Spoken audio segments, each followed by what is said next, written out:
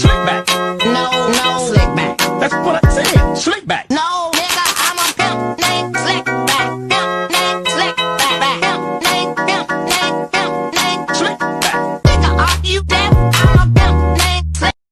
A few moments later. Pose with the fans.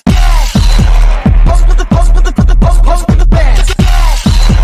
Pose with the pose with the pose with the fans. Fans. Fans. Assalamualaikum warahmatullahi wabarakatuh. Perkenalkan, kami dari kelompok 1 ingin menjelaskan tentang macam-macam sistem endokrin. Sebelumnya, perkenalkan kelompok kami. Yang pertama ada saya Rizka Ramadhani Permata Putri. Di sini saya sebagai moderator dan pemateri definisi endokrin dan macam-macam endokrin. Dan selanjutnya ada Sally Puspitasari sebagai pemateri kelenjar kelamin. Dan yang selanjutnya ada Nur Afni Asifa sebagai pemateri kelenjar adrenal dan kelenjar pankreas. Dan selanjutnya ada Silvania Arsi Adiastuti sebagai pemateri kelenjar hipotalamus dan kelenjar hipofisis.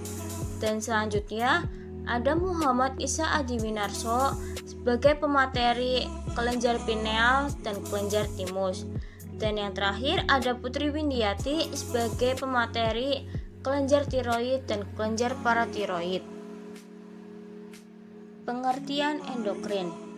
Sistem endokrin adalah suatu sistem yang bekerja dengan perantara zat-zat kimia atau hormon yang dihasilkan oleh kelenjar endokrin. Kelenjar endokrin merupakan kelenjar buntu atau sekresi internal yang mengirim hasil sekresinya langsung masuk ke dalam darah dan cairan limfe, beredar dalam jaringan kelenjar tanpa melewati duktus atau saluran. Macam-macam sistem endokrin. Yang pertama, kelenjar hipotalamus. Yang kedua, kelenjar hipofisis. Yang ketiga, kelenjar tiroid. Yang keempat, kelenjar paratiroid. Yang kelima, kelenjar adrenal. Yang keenam, kelenjar pankreas. Yang ketujuh, kelenjar pineal. Yang kedelapan, kelenjar timus. Dan yang kesembilan, kelenjar kelamin.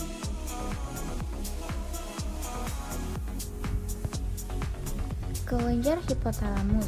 Hipotalamus atau hipothalamus adalah pusat pengendali fungsi tubuh dan sistem saraf untuk menjaga agar kondisi tubuh kita selalu konstan dan stabil.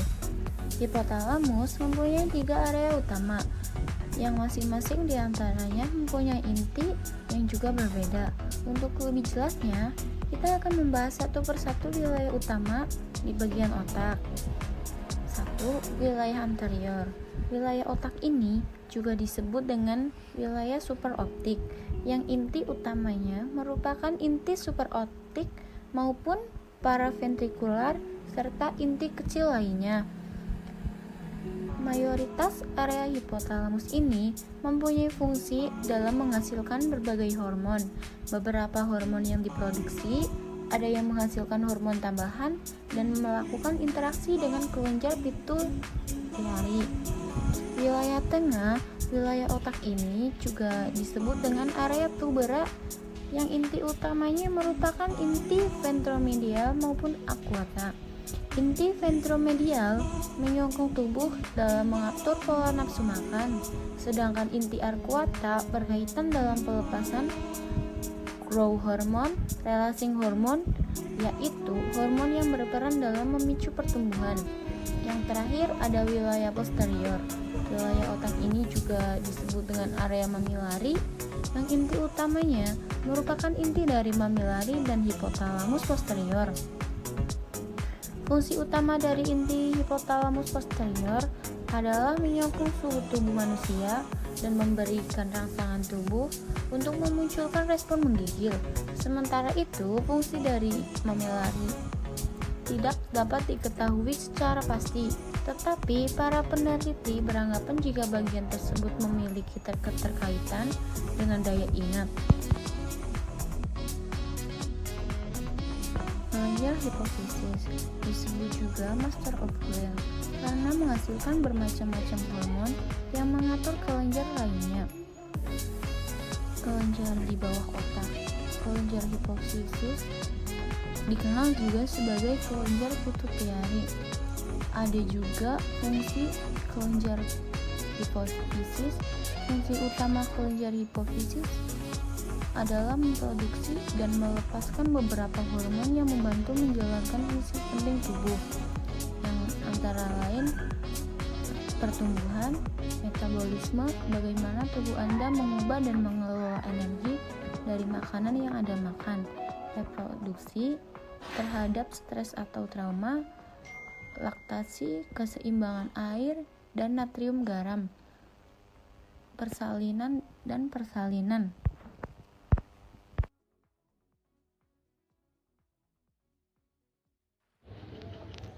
Kelenjar tiroid. Kelenjar tiroid adalah kelenjar hormon berbentuk kupu-kupu yang terletak di bagian depan bawah leher. Kelenjar tiroid mengendalikan metabolisme dan berperan penting dalam kesehatan. Kelenjar ini memiliki fungsi untuk menghasilkan hormon yang penting dalam proses metabolisme tubuh.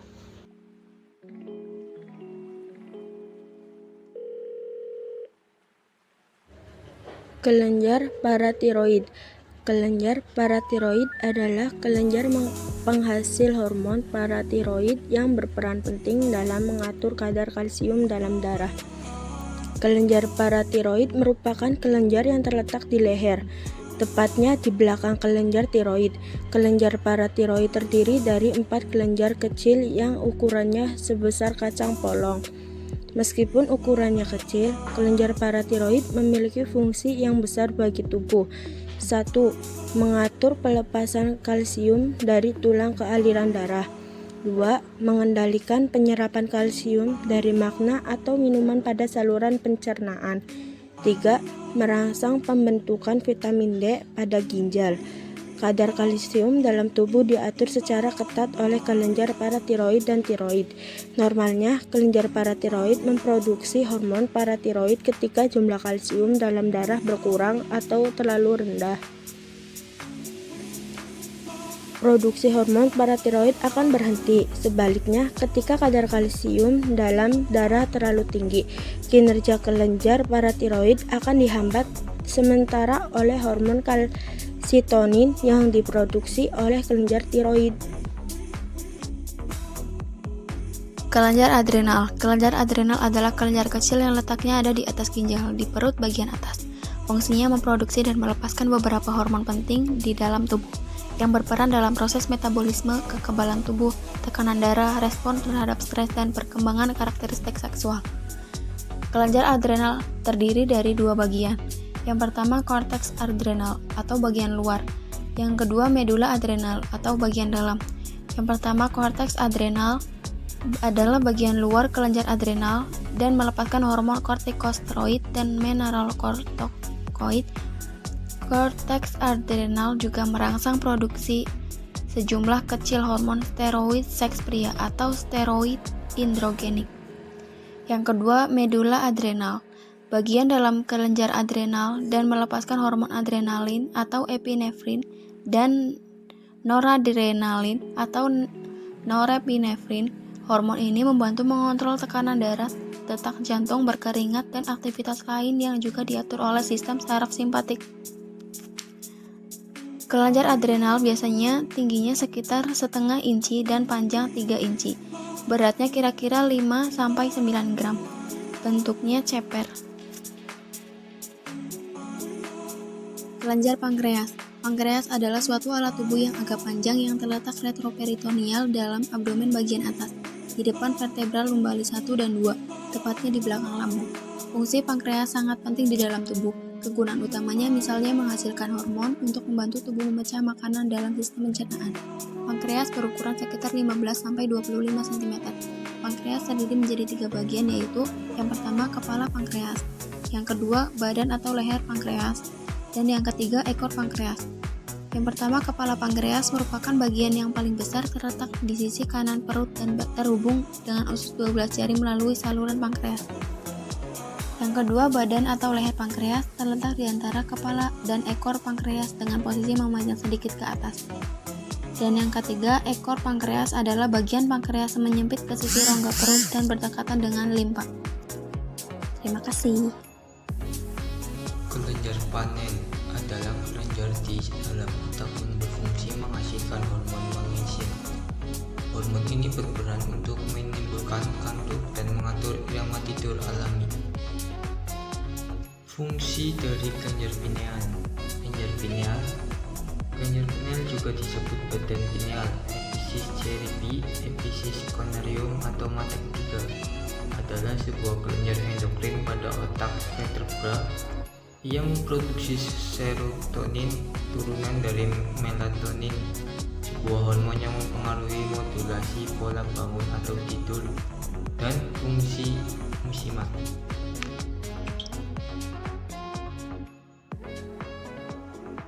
Kelenjar timus. Salah satu bagian penting pada tubuh manusia adalah kelenjar timus.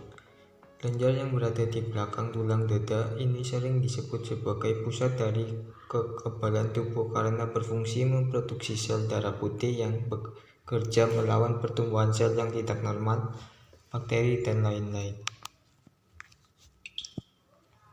Apa fungsi kelenjar timus? Ketika kelenjar timus menjalankan perannya sebagai sistem limfatik, kelenjar ini ikut berperan dalam fungsi imunitas tubuh. Nah, ketika menjalankan perannya sebagai sistem endokrin, kelenjar timus akan turut menghasilkan hormon yang memiliki fungsi menopang sistem imun. Kelenjar kelamin. Kelenjar kelamin terdiri menjadi dua, yaitu pada bagian perempuan dan pada bagian laki-laki. Kelenjar kelamin pada bagian perempuan bisa disebut dengan ovarium yang terletak di rongga perut. Pada bagian laki-laki bisa disebut dengan testis yang terletak pada bagian selangkangan. Pengertian dari ovarium sendiri adalah kelenjar kelamin yang menghasilkan hormon estrogen atau progesteron.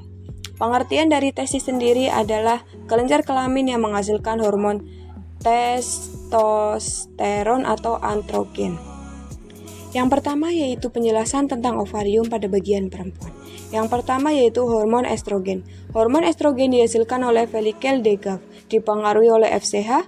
Organ targetnya yaitu dari hormon estrogen yaitu organ seks, pita suara, pinggul, payudara, kulit, dan uterus. Fungsi dari hormon estrogen adalah memunculkan ciri kelamin sekunder wanita, menstruasi, ovulasi, menebalkan endometrium.